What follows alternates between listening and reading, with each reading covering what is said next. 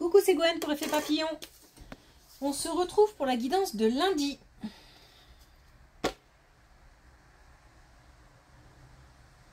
Une carte de l'oracle des rêves et une des connexions spirituelles pour voir la tendance des énergies de ce lundi.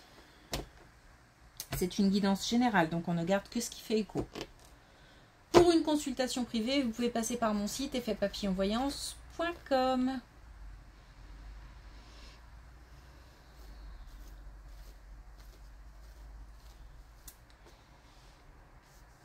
J'ai de l'eau, je vois et j'entends. Donc j'ai de l'eau. Si je vois, c'est plutôt les émotions. Beaucoup d'émotions. Pas forcément eau égale larmes, mais ça peut être aussi des larmes de joie. Mais en tous les cas, c'est beaucoup d'émotions, que ce soit des émotions positives ou des émotions contrariantes. Mais j'entends aussi l'eau, et quand je l'entends de cette façon, c'est plutôt signe de détente, de bons moments.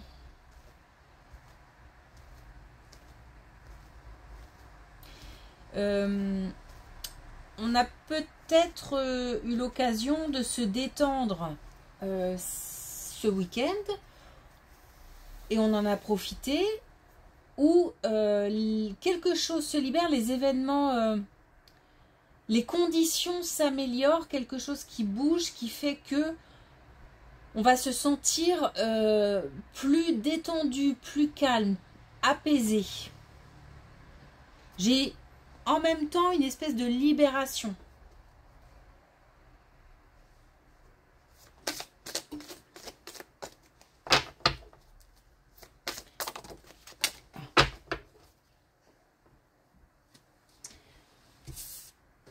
Alors, j'ai l'amour, donc les émotions, un lien unique qui nous relie au monde.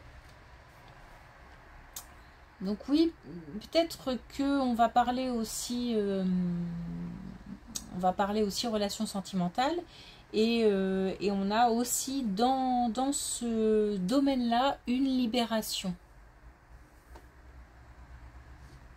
Donc des sentiments dévoilés, un pas de franchi dans une relation, mais ça peut être aussi une séparation, la décision de prendre le large.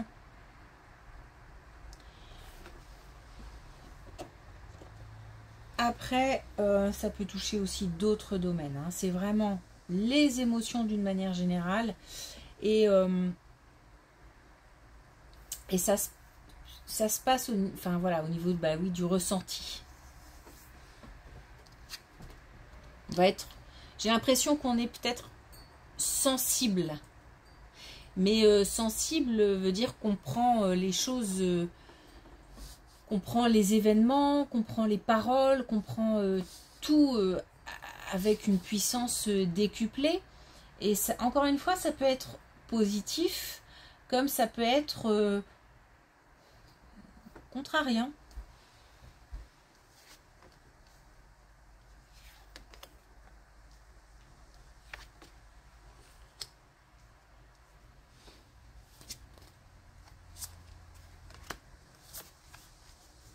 Alors, attention, parce que là, on a un avertissement et on a un non. Concernant une signature, concernant un engagement, on nous parle de discussions qui doivent absolument avoir lieu. Alors, ça peut être, puisqu'on a la maison, soit un engagement au niveau du foyer, c'est-à-dire la famille qui s'engage pour quelque chose. Un couple qui s'engage pour quelque chose. Un projet de bébé, un projet d'achat de maison, achat de maison ou achat d'appartement d'ailleurs, achat d'un nouveau lieu de vie, un investissement.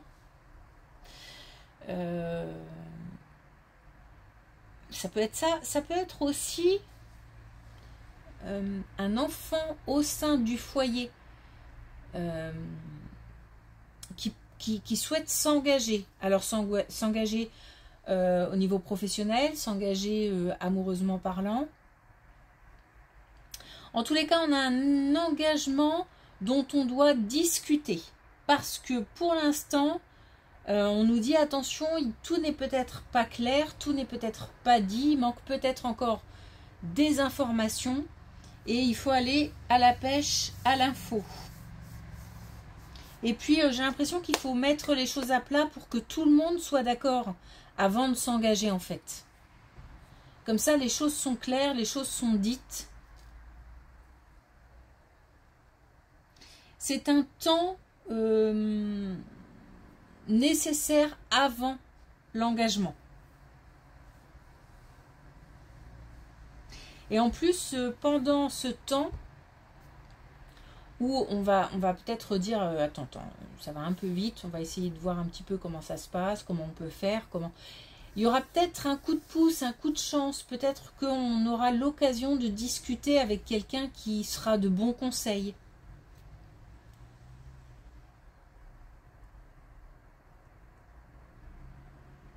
C'est un temps de discussion et de recherche d'informations nécessaires avant un engagement.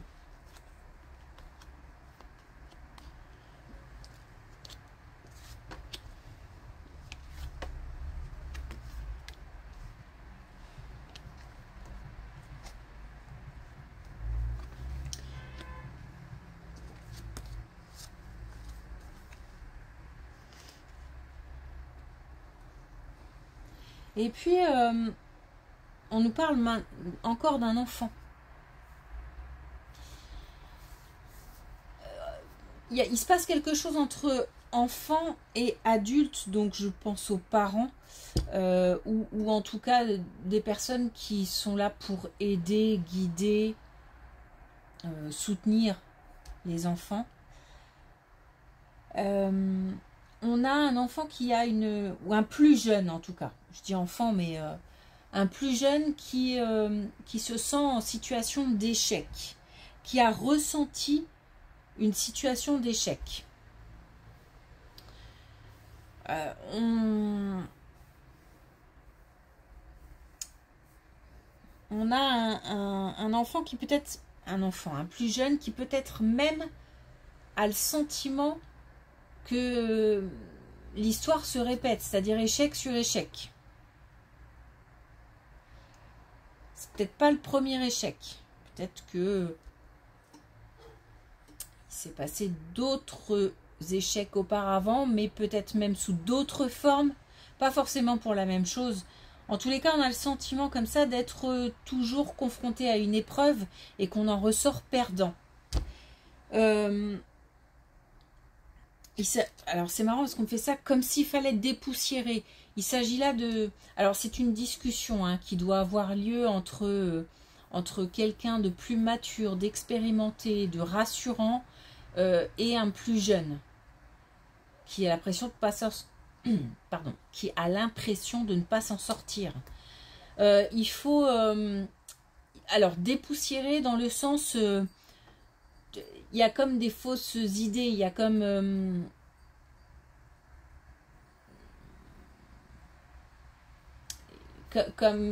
quelque chose à enlever de la tête de ce plus jeune.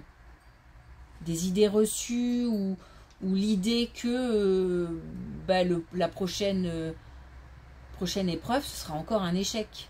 Donc il y a ça à enlever, à dépoussiérer, à balayer.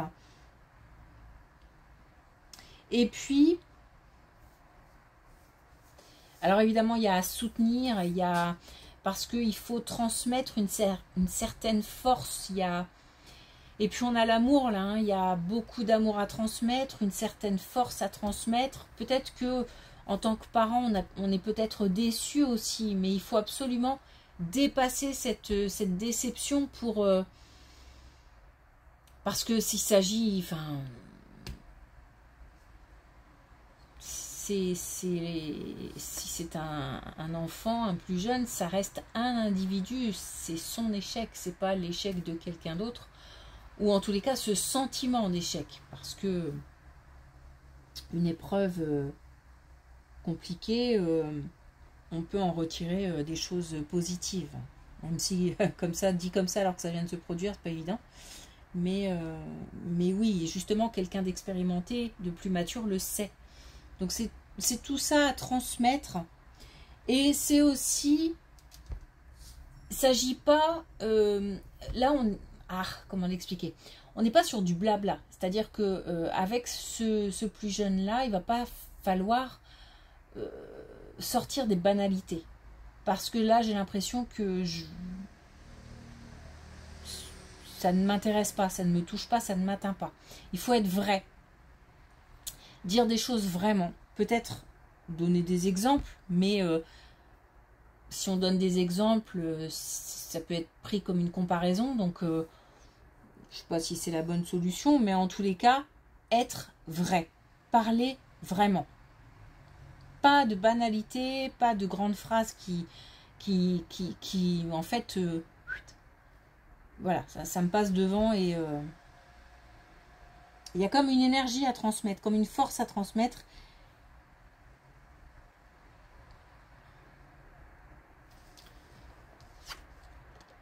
Et ça, c'est entre un plus jeune et un plus expérimenté. Alors, ou plusieurs, hein,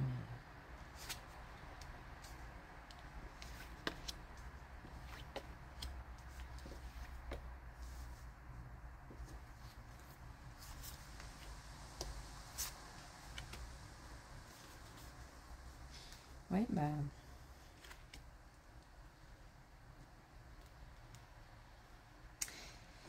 J'ai encore ce lien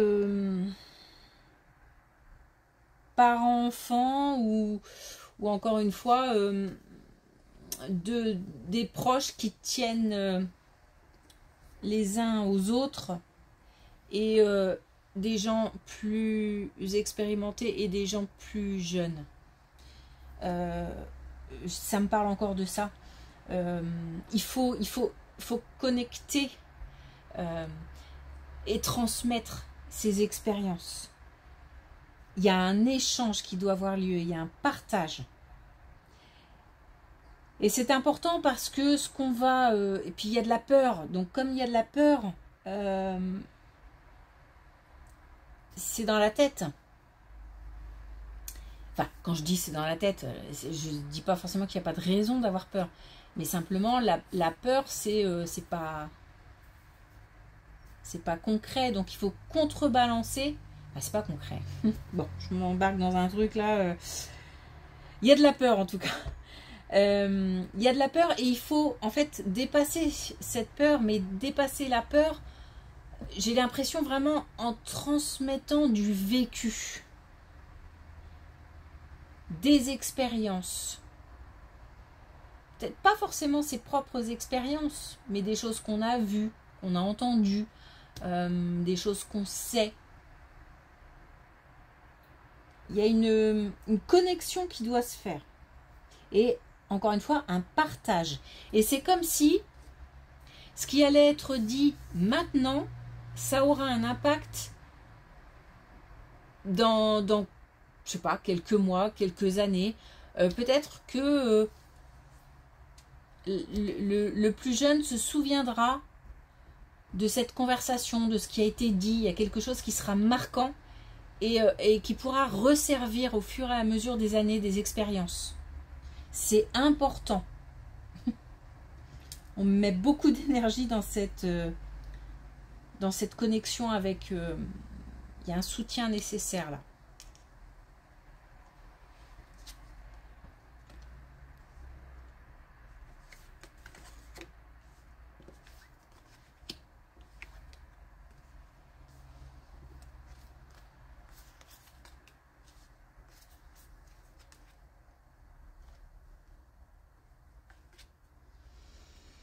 Alors, autre chose. Une situation difficile. Une situation difficile, voire... alors, je vais le dire, hein, voire violente, voire... alors, la violence, elle peut aussi être dans les mots. et c'est une situation de possession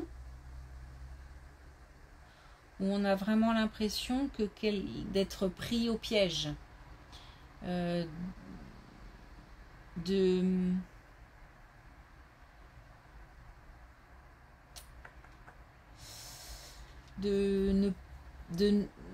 C'est pas qu'on n'a pas la clé, c'est un blocage. C'est un blocage, je vais le dire comme ça, mais dans la tête. C'est-à-dire que on se sent prisonnier. Il y a peut-être l'influence d'un manipulateur ou d'une manipulatrice. Voilà, c'est une situation lourde et particulière, mais faut y aller. Donc, une personne sous influence qui sait ce qu'il faut faire, mais qui se sent comme paralysée. Eh bien, ça va bouger. Il y a quelque chose qui va bouger. Alors, soit vraiment un déclic, soit un événement extérieur et une opportunité va pouvoir se présenter et il faudra la saisir à ce moment-là. Alors, je pense, il y a en tous les cas une action. C'est-à-dire que si c'est une opportunité, hop, il faut la saisir. Si on a un déclic, c'est maintenant qu'il faut bouger. On a l'idée de dépasser ses limites et on a l'idée de faire son propre chemin. Il y a vraiment une idée d'influence.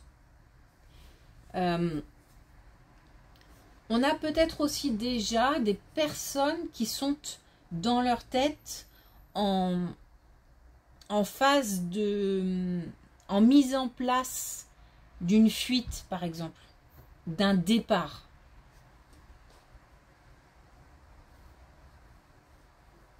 Bon, en tous les cas, on nous parle d'une décision, de quelque chose qui tombe, d'une réponse, alors une réponse, ouais, une réponse, pourquoi pas, une décision, quelque chose qui, soit un déclic, soit un événement extérieur qui vient bousculer les choses et hop, on saisit l'occasion. Et en tous les cas, c'est l'heure. C'est l'heure de soit préparer un plan d'action, soit carrément de bouger.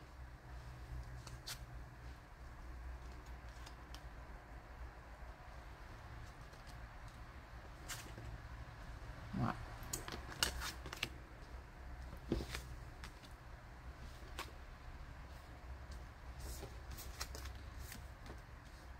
Ok, donc on est bien sur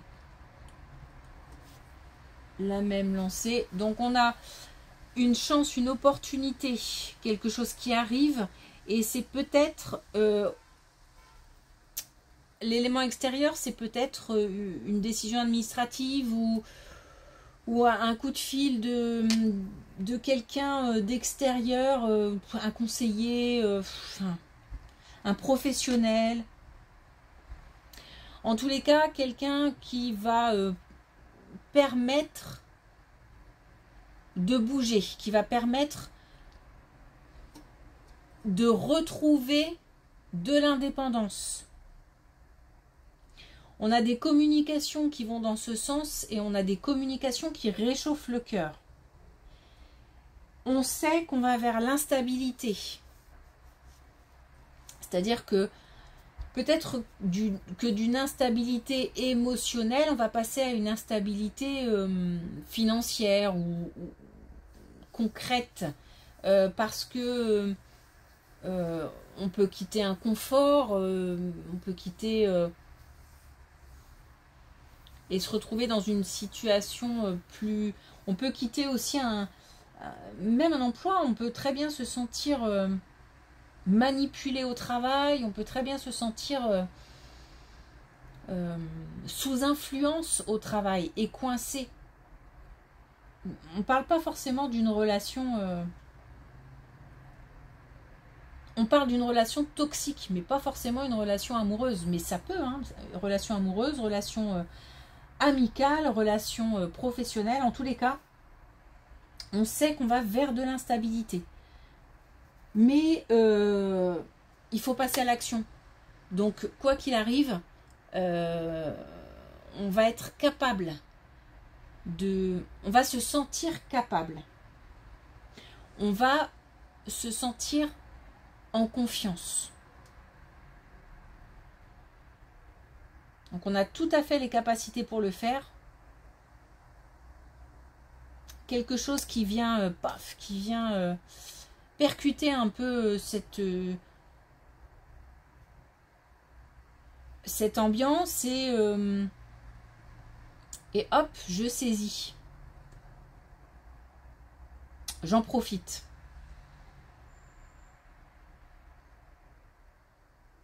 Ou alors, j'ai une idée, j'ai un truc qui me traverse l'esprit et je me dis, mais bien sûr. Et pourquoi j'ai pas vu clair jusqu'ici voilà, où j'entends quelque chose et puis hop, ça me fait un déclic. J'ai comme une décharge en fait. Et c'est comme un starter en fait. Et hop, ça va me propulser pour me donner l'impulsion nécessaire.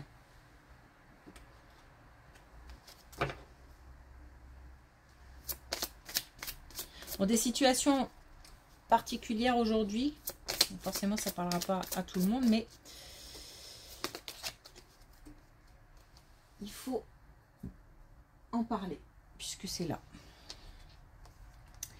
Alors, on a le jaune d'or. Et on a, j'ai le courage d'accepter ce qui est. Dans les deux situations, hein, aussi bien le fait d'accepter, alors je vais le dire comme ça, mais d'accepter les échecs d'un plus jeune, parce que ces échecs ne nous appartiennent pas. Donc ça, il faut en avoir conscience, et puis avoir conscience que cette situation est inacceptable, justement. Donc une fois que j'ai compris ça, et que j'ai accepté le fait que ce soit inacceptable, j'ai l'impulsion nécessaire pour fuir cette situation.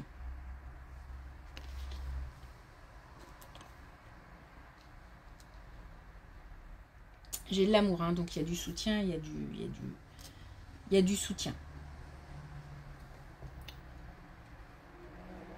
Ok, c'était fort. Merci pour votre écoute. Je vous souhaite une belle journée et je vous dis à demain.